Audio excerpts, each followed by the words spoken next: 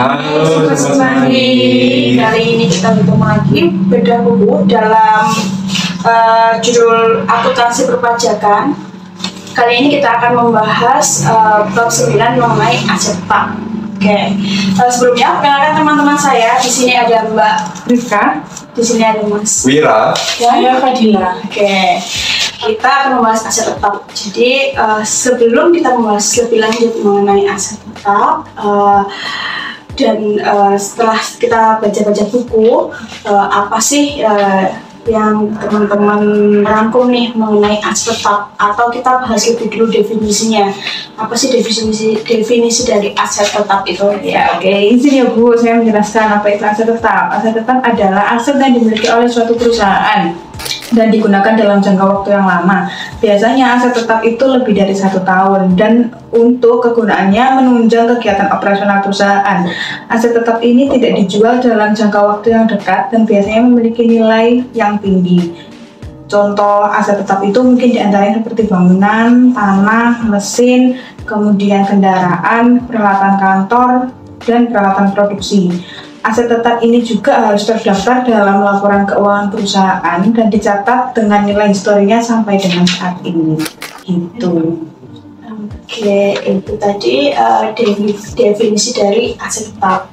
Nah, kalau kita nih bekerja di suatu perusahaan, bagaimana sih, atau contoh-contoh apa sih dari aset tetap itu?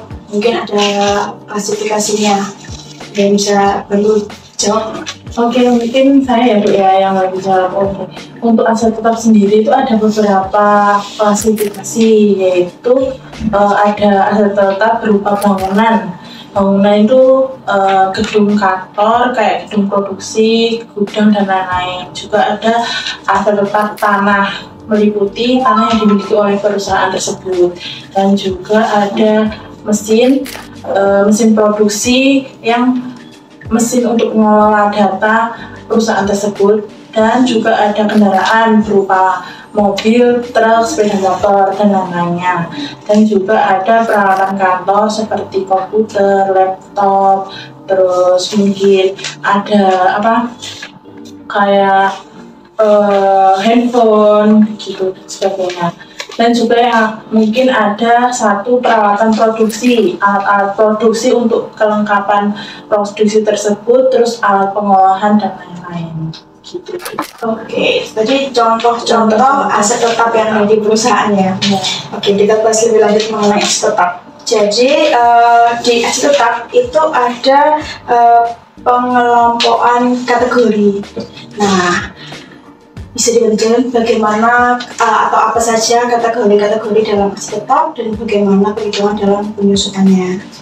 Untuk aset tetap terbagi menjadi 3 kategori, yaitu untuk kategori pertama penyusutannya kurang lebih 4 tahun ya, dan metode untuk mencari nilai penyusutannya kalau dipresentasikan itu senilai 25%. Kemudian untuk kategori 2 yaitu dengan durasi 8 tahun dan persentase untuk penyusutannya adalah 12,5%.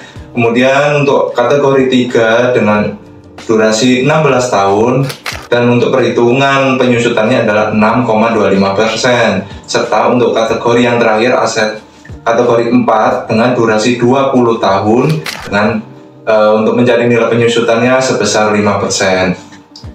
Tak hanya itu, untuk ada juga yang di lain dari 4 kategori ini.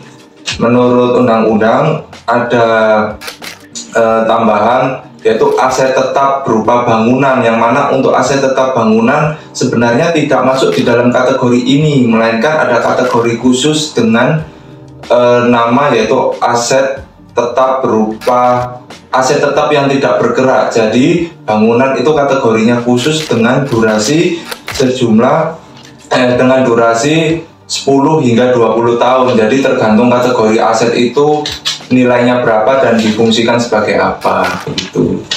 Oke, terima kasih Mas Wira atas penjelasannya. Jadi ada beberapa hal yang bisa saya simpulkan, yaitu mengenai aset tetap. Apa sih aset tetap itu? Aset tetap itu tadi adalah aset yang dimiliki oleh suatu perusahaan,